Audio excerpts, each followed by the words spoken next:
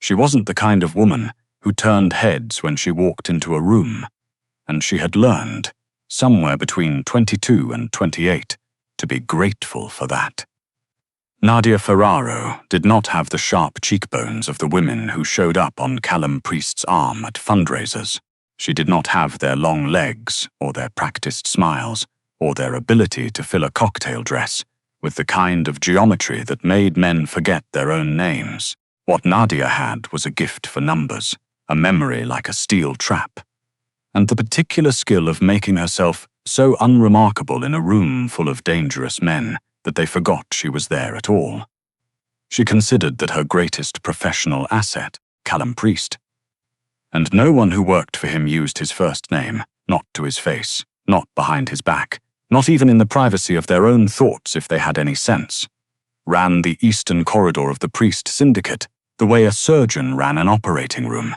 Clean, precise, no wasted motion. The legitimate half of his empire was a private equity firm called Aldgate Group, headquartered on the 42nd floor of a glass tower in Midtown Manhattan, and it was there that Nadia had worked for the past 3 years as a senior financial analyst.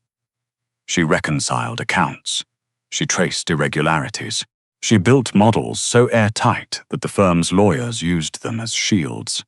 She also, in the course of doing her job exceptionally well, had become quietly indispensable to the other half of his business. She never asked about it directly. She didn't need to. The numbers told her everything, and she was very good at reading numbers the way other people read faces. Priest knew she knew. She knew he knew she knew, and for 3 years they had existed in a kind of silent, mutually beneficial understanding that neither of them had ever put into words. He called her Ferraro when he wanted something done. She called him Mr. Priest when she delivered it. He paid her twice what she was worth on paper, and she worked twice as hard as anyone else in the building, and that was the whole of their relationship. She told herself that was enough. She was getting very good at telling herself things. The date was her friend Marta's idea. "You haven't been out in 4 months," Marta had said, in the tone she reserved for subjects she considered non-negotiable. "I'm not counting the time you went to CVS at 11 p.m. in your pajama pants. That was not an outing. I bought wine," Nadia said.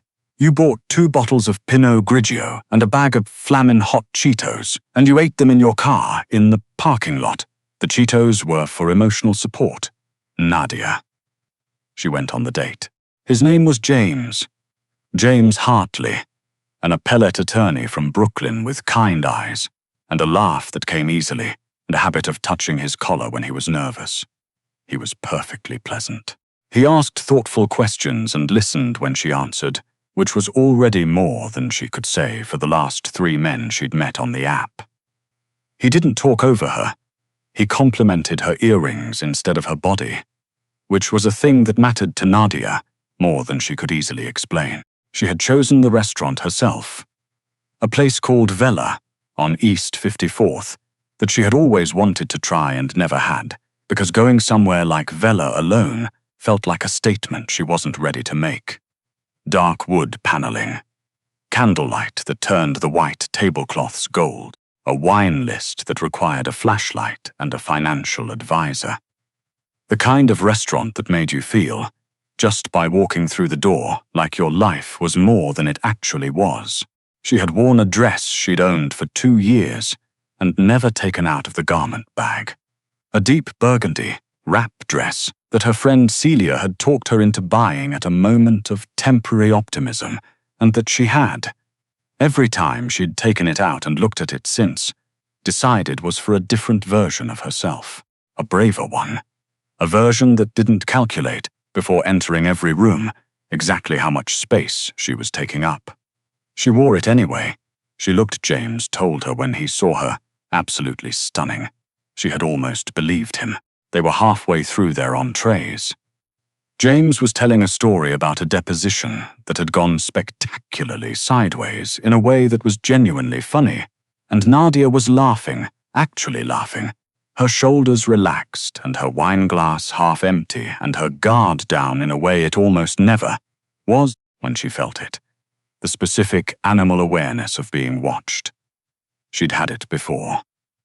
Working for Priest for 3 years gave you a finely tuned instinct for surveillance. She had learned to clock exits. She had learned to notice when conversations stopped. She had learned that the particular quality of silence that fell when Callum Priest entered a room was not like any other kind of silence. It was not the polite quiet of people being careful.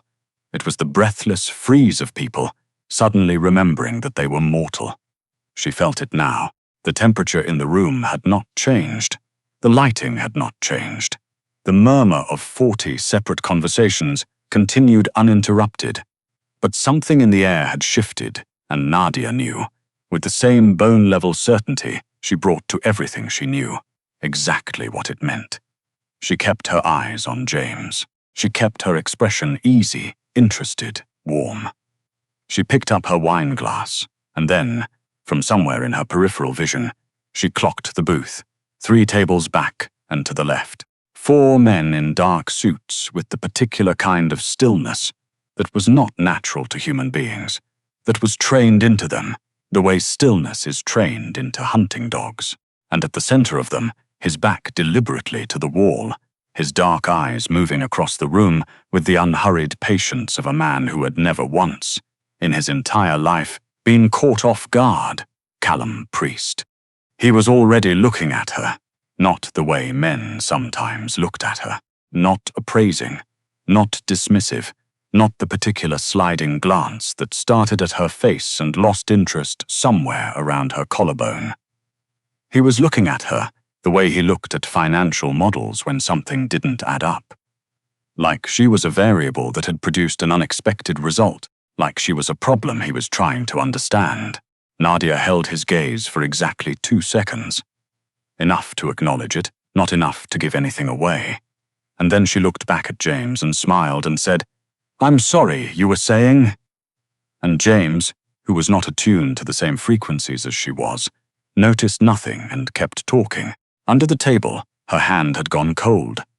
Priest had not planned on being at Vela. His night had been scheduled the way all his nights were scheduled, with the kind of rigid, functional precision that left no room for surprise. A meeting at 6 with the Hargrove people about the Hoboken warehouse acquisition. Dinner at his usual place in the West Village with 2 men from the Chicago operation, whose names did not appear in any official document. Back to the apartment by 10. What had happened instead was that the Hargrove meeting ran long.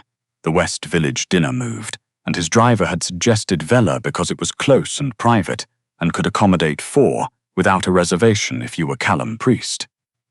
So it was genuinely, purely, entirely coincidental. He sat down. He ordered scotch. He let Dominic and Reeves carry the conversation while he thought about the Hoboken numbers. And then he saw Nadia Ferraro laughing. He almost didn't recognize her. That was the thing that struck him first, the fraction of a second delay before his brain caught up with his eyes. Because the woman at the table across the room, the one in the dark red dress, with her hair loose around her shoulders and her head thrown back in genuine, unguarded laughter, that was not the Nadia Ferraro he knew. The Nadia Ferraro he knew wore blazers the color of neutral positions. She wore her hair pulled back with the severity of someone who wanted to be taken seriously in rooms full of people who were not taking her seriously. She sat in meetings with her pen perfectly parallel to her notepad, and her expression precisely professionally blank. She did not laugh like that. She did not look like that. She did not look like that.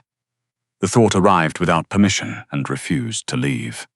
He clocked the man across from her in approximately 3 seconds. Attorney. The suit was expensive but not ostentatious. The watch good but not showy. Professional success without the accompanying arrogance that usually came with it. He was leaning slightly forward in the way men lean when they are both nervous and entirely captivated.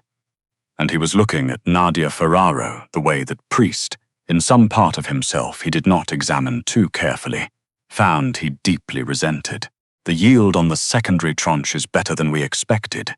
Dominic was saying. Priest said. Dominic paused. You agree? Sure, Priest said. The man across from Nadia said something. Nadia laughed again. She reached across the table and briefly, lightly, touched the back of the man's hand. Priest picked up his scotch and set it down again without drinking. You know her? Reeves asked quietly. She works for me, Priest said. Reeves said nothing else. Neither did Dominic. They had both worked for Callum Priest long enough to understand the particular weight of certain silences. Across the room, Nadia finally looked up. Their eyes met. She held it for 2 seconds. Steady, unreadable. The same expression she wore when she was handing him quarterly projections, and then she smiled back at her date and kept talking. Something moved in Priest's chest that he did not have a name for. He did not like it. He was gone by the time dessert arrived. Nadia knew because she felt the air in the room settle back into its natural state, like the difference between holding your breath and breathing. She exhaled slowly through her nose and focused on what James was saying about his sister's terrible renovation decisions. And she laughed in the right places. And she was perfectly, professionally present for the remainder of the evening. She told herself that the heat she felt in her face the entire time was the wine. She was not convincing herself. James walked her to her cab and said he'd had a wonderful night and asked if he could see her again. And she said yes, because he was kind and interesting and uncomplicated in a way that nothing in her actual life was, and she meant it when she said it. She just didn't think about James during the cab ride home. She thought about the expression on Callum Priest's face. She turned it over in her mind, the way she turned over anomalies in a balance sheet, slowly, carefully, looking at it from every angle, trying to categorize it, trying to file it somewhere useful. She couldn't. She was still thinking about it when she woke up at 6 the next morning, and she actively resented that. Monday came the way Mondays always did, indifferent and relentless. Nadia arrived at Aldgate Group at 7:45, which was her standard time, 45 minutes before anyone else on her floor. She made coffee. She opened her models. She began working through the discrepancies in the Gibraltar account that she'd flagged 2 weeks ago and that still weren't resolved to her satisfaction. At 9:15, her desk phone rang. Mr. Priest would like to see you at 10, said his assistant, a composed woman named Diane, whose voice conveyed nothing and whose expression conveyed less. His office. I'll be there, Nadia said. She looked at her reflection in the black screen of her monitor for a moment. Then she looked back at her spreadsheet. Priest's office was on the 42nd floor, the highest floor, as though metaphor had played a role in his real estate decisions. Floor-to-ceiling windows on 2 sides, a desk the size of a small country, a view of Midtown that on a clear day extended all the way to Jersey. He had almost no personal items in the space. A single photograph, framed in plain black, that faced away from visitors. A chess set on a side table with a game perpetually in progress and no visible opponent. She knocked twice and pushed the door open. He was standing at the window with his back to her. This was, she had long since realized, deliberate. He positioned himself at the window so that visitors entered the room with his back to them and felt, immediately, that he was choosing to acknowledge them. That the turning was a concession he was making. That attention from Callum Priest was something you earned rather than something you were owed. Close the door, he said without turning. She closed the door. He turned. He looked at her the way he always looked at her, quickly, completely, like a scanner that registered everything and expressed nothing, and then he moved to his desk and sat down. The Gibraltar reconciliation, he said. Where does it stand? 2 of the 3 discrepancies are resolved, she said. The third is more complicated. I've been tracing it back through the Cayman accounts, and I think there's a pass-through we didn't account for in the original structure. She paused. I can have a full memo by Wednesday. Thursday is fine. She nodded. He looked at her. She had the sense.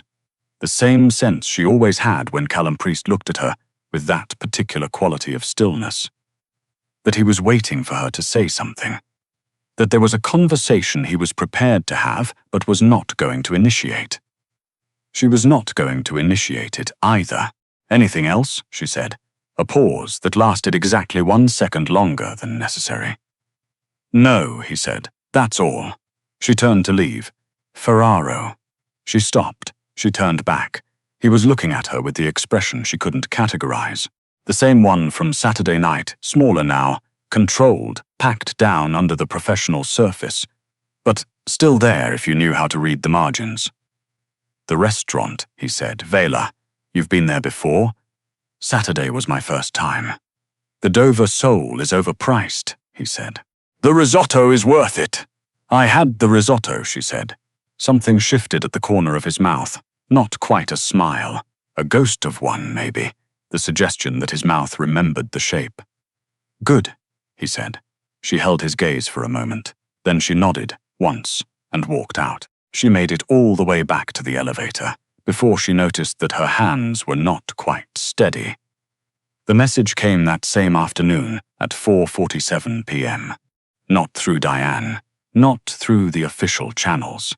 Through the private encrypted line that she was not supposed to have and that Priest had given her 18 months ago, during a situation with the Meridian accounts that she was also not supposed to know the full story of. "The man you were with on Saturday." Hartley, James D. Appellate attorney, Keene and Leicester, has 2 prior disciplinary complaints with the Bar Association. Neither resulted in action. "I'm not telling you what to do with this." She stared at the message for a long time. Then she typed back, "Why are you telling me this at all?" The response came in under a minute, which was unusual. Priest was not, as a rule, a fast responder. He read everything, considered everything, responded when he was ready and not before. Due diligence. She looked at that word, that single, insufficient, entirely transparent word, and she felt something she didn't want to feel move through her like warm water. "That's not what due diligence means," she typed. "I'm aware of what it means." She put her phone face down on her desk and stared at her spreadsheet until the numbers stopped looking like numbers. She called Marta from the parking garage on her way to her car, because Marta was the kind of person who could be called from a parking garage at 6 p.m. with no preamble whatsoever. "Something happened," Nadia said. "Define something." "I don't know how to define it. That's the problem." A pause. Then Marta, who had known Nadia for 11 years and understood the difference between her various kinds of silences. "Is this about your boss?" Nadia didn't say anything. "Nadia, I don't know what it is," Nadia said. "I don't know what any of it is. I've been working for this man for 3 years and he has never." "He doesn't." She stopped. "He ran a background check on my date." A very long pause. "He what?" Marta said. "He framed it as due diligence.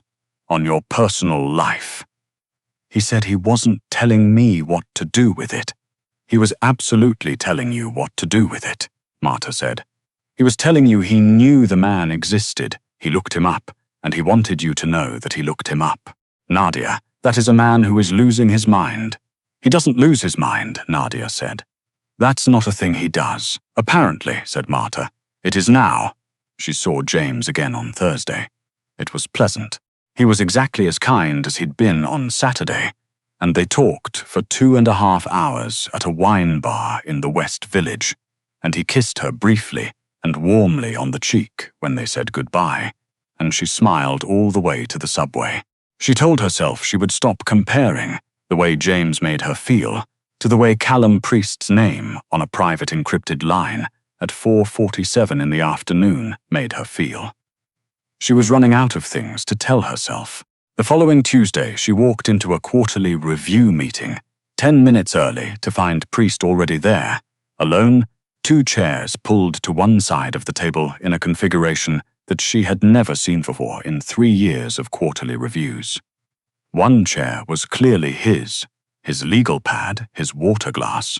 The other chair was next to his, not across from him. She looked at the chairs. She looked at him.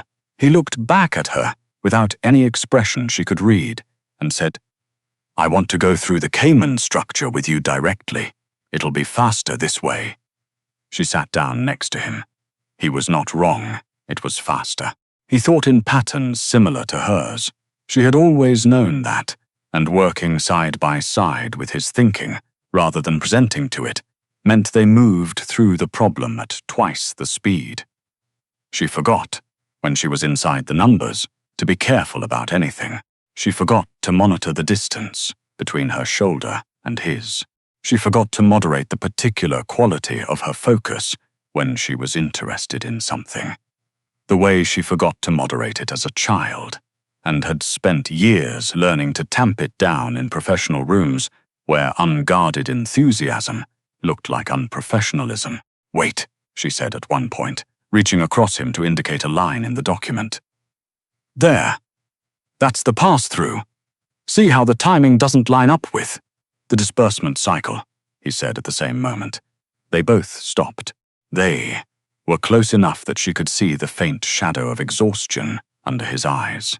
Close enough that his focus was on the document and not on her. And for a moment she let herself look at him the way she had never let herself look at him.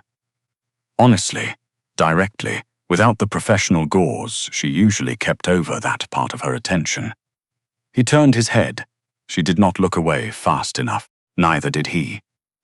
Something happened in the following 3 seconds that was not productivity, and was not professionalism, and was not anything she had a clean category for. The kind of moment that redraws the map of the space between two people without asking either of them first. Then the door opened and 2 senior analysts walked in for the meeting, and the moment closed like a window. And Nadia looked back at the document and began explaining the disbursement cycle discrepancy with perfect composure. She was very good at composure. She just wasn't sure how much longer she had left of it. The confrontation, because that was what it was, though neither of them would have called it that, happened on a Wednesday evening in the parking structure beneath the building. She was at her car. She heard his footsteps before she saw him, because she always heard Priest coming. Not because he was loud, but because silence organized itself differently around him, the way air pressure changes before weather. "Ferraro!" She turned. He was walking toward her with the unhurried certainty of a man who had never once in his entire life doubted that where he was going was exactly where he should be. He stopped a few feet from her. "You're seeing Hartley again," he said. Not a question, not an accusation, just information laid out the way he laid out everything, like a document he wanted reviewed. "That's not information I shared with you," she said. "No," he agreed. "It isn't, and yet," he looked at her. "Are you asking me to explain myself?" "I'm giving you the opportunity to," she said. "It's more than most people get." The corner of his mouth moved again, that ghost shape. "You're not most people. Why do you know who I'm spending my Thursday evenings with, Mr. Priest?" He was quiet for a moment. The parking structure was dim and close, and smelled of concrete and cold air, and the nearest security camera was, she knew, positioned to cover the east wall, not this section of the structure. She had memorized the camera placements on her first week. She had been that kind of employee from the start. "Because I want to," he said, "and I am trying to decide what to do about that." It was the most unguarded thing she had ever heard him say. It sat in the air between them like something fragile. "That is not an answer," she said, but her voice was quieter than she intended it to be. "It's the only honest one I have." She looked at him, really looked at him, the way she had never let herself, not fully, not directly, because she had learned very early that wanting things you couldn't have was a luxury she couldn't afford, and she had put Callum Priest on that list and locked the list in a drawer somewhere deep in herself and not taken it out in 3 years. "I have spent," she said carefully, 3 years being invisible to you." "No," he said. "You haven't. You never. I know what I never did," he said. "I am aware of everything I didn't do." He said it the way he said most things, quietly, without apology, without deflection. Just the bare fact of it. You were too important to the work, and then you were too important to risk, and I am not good at knowing what to do with things I'm not willing to risk. She stared at him. So I didn't, he said, and then I sat 3 tables behind you on a Saturday night and watched a perfectly adequate man make you laugh, and I thought very clearly, with no ambiguity whatsoever, that I was not willing to go on not doing anything. The parking structure was quiet. Somewhere above them, the city was loud, and the building above them was full of people doing the ordinary business of their ordinary lives. Down here, in the concrete and the cold fluorescent light, Nadia Ferraro stood in a burgundy wrap dress she'd owned for 2 years. She'd started wearing it more often this past week, because something in her had decided that the braver version of herself was not a future person, and looked at Callum Priest, who was looking back at her with the expression she now finally understood. She had been trying to file it somewhere for a week, and she understood it now. It wasn't analysis. It wasn't the expression of a man reading a problem. It was the expression of a man who already knew the answer. You ran a background check on my date, she said. I did, and framed it as due diligence. I was not at my most articulate, he said. That is not something I will claim often. Something unlocked in her chest, something she had been keeping locked for a very long time. She didn't smile exactly, but something in her face changed, softened, in a way she didn't try to stop. The risotto at Vela, she said. You said it was worth it. It is. You've been there before. Several times. Then you know they take reservations 2 weeks out for a table for 2 on a Saturday. He looked at her. A silence that was not empty. I'm aware of that, he said. Then you should know, she said, that if you're going to make a reservation like that, you should probably make it for the right reason. The ghost smile came back. This time it completed itself, actually arrived. Changed his face, made him look, for just a moment, like someone who had been somewhere cold for a very long time and had just walked through a door into warmth. I think I finally know the reason, Callum Priest said. The parking structure was still and close and quiet. She let him close the distance between them. She let him raise one hand and press it gently, deliberately, against her cheek, not tentative, not asking for permission exactly, but giving her time to answer with her expression before he committed. She didn't step back. She reached up and covered his hand with hers, and, for a moment, they just stood like that, in the concrete and the fluorescent light at the bottom of the complicated machinery of his empire. And she thought about 3 years of being careful, 3 years of making herself small and efficient and invisible, 3 years of filing things away in drawers she wasn't allowed to open. She thought, I am done being invisible, not to the world, not as a strategy or a survival mechanism or a professional skill. She would always be the woman who watched more than she spoke and knew more than she showed. That was not the part she was letting go. The part she was letting go was the habit of disappearing from her own story. I want you to know something, she said. Tell me.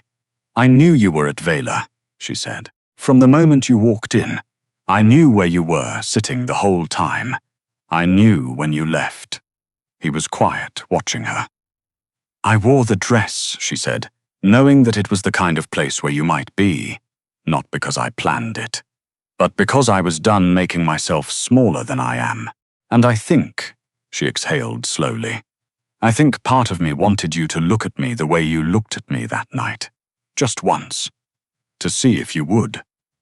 Something moved across his face that was not quite anything she had words for. It was the expression of a man recalibrating. Not because he was surprised. She had the sense he was rarely surprised, had engineered his life largely to avoid it, but because this particular information confirmed something he had suspected and had not yet been able to prove. He had been seen, too. You wanted me to see you, he said. Yes, she said. I did. He looked at her for a long time, not the way he looked at documents, not the way he looked at problems, the way he looked at things he had decided to keep. I see you, Nadia, he said. It was the first time in 3 years that he had used her first name. I don't think I've been seeing anything else for quite a while. She felt that land somewhere real. She let it. Well, she said, then I suppose we should make a reservation, he said. 2 weeks out. I know a shorter line if you know the right number, she said. The smile came back. Not the ghost of one, the real one. It changed his face completely, turned it into something almost unfamiliar, something warmer than she'd thought the architecture of it allowed.